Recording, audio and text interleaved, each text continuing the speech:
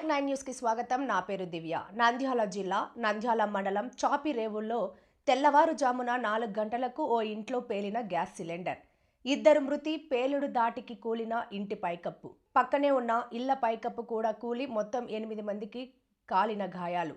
ప్రభుత్వ ఆసుపత్రికి తరలింపు చికిత్స. మంటలను అదుపులోకి తెచ్చి శిథిలాల కింద చిక్కుకొని మృతి చెందిన పండు అనే బాలుడిని బయటికి తీసిన ఫైర్ సిబ్బంది. మరో ఇంట్లో శిథిలాల కింద ఉన్న వెంకటమ్మ అనే వృద్ధురాలిని బయటికి తీసే ప్రయత్నం చేస్తున్న ఫైర్ సిబ్బంది.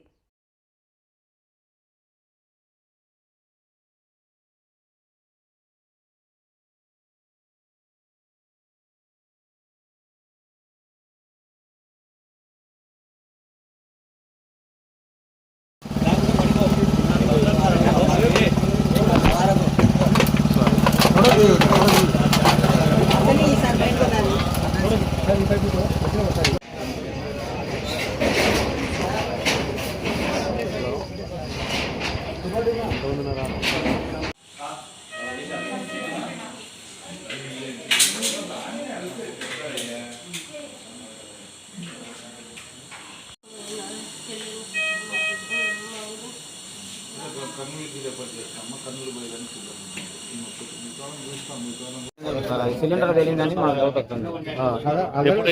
ఏ టైం వెళ్ళింది? 4 గంటలకు వెళ్ళింది. ఎవరు చూసారు? ఎవరిని చూసారు? నాకే శబ్దం వినిపించి బయటకు వచ్చాను. ఎంతమంది ఉన్నారు? మా ఇంట్లో కూడా కొంచెం సౌండ్ వచ్చి అదిరింది. నేను ఏంటి బయటకు వచ్చి చూస్తే ఇక్కడ కేకలు వినిపిస్తున్నాయి. బయటకు వచ్చింది. ఎంతమంది ఉన్నారు ఇంట్లో? వాళ్ళు 9 మంది ఉండాలి సార్. 9 మంది ఉండాలి. వాళ్ళ బంధువులు వచ్చినారంట. చెప్పలేము. గ్యాస్ సిలిండర్ వెళ్ళిందా లేదా మామూలుగా కూలిందా? సిలిండరే అనుకుంటున్నాం సార్. వాళ్ళకి అడిగితే సిలిండర్ అన్నారు. ఆమె ఇప్పుడు లేచి వంట కాలని లైట్ వేసిందంట. లైట్ వేసింటే తేలిందంట. ఇప్పుడు ఎవరెవరు ఉన్నారు లోపల ఇరుక్కోపోయిన వాళ్ళు?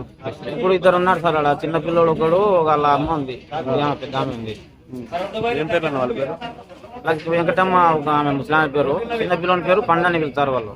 చనిపోయిన మరిన్ని లేటెస్ట్ అప్డేట్స్ కోసం చూస్తూనే ఉండండి Nayak 9 news. Please share and subscribe.